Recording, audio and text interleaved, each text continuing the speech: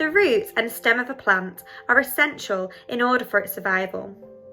Water acts as a key requirement for plant growth, and both the stem and roots of the plant play a vital role in ensuring that water is transported around the plant.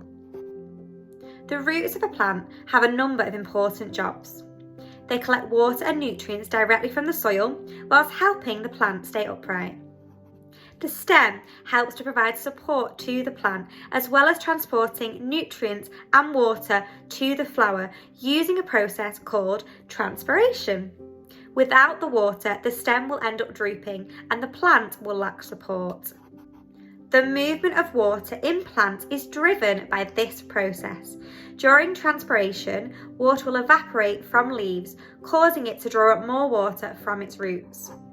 The water will then move up the stem using another process called capillary action. The water molecules are attracted to the molecules inside of the stem.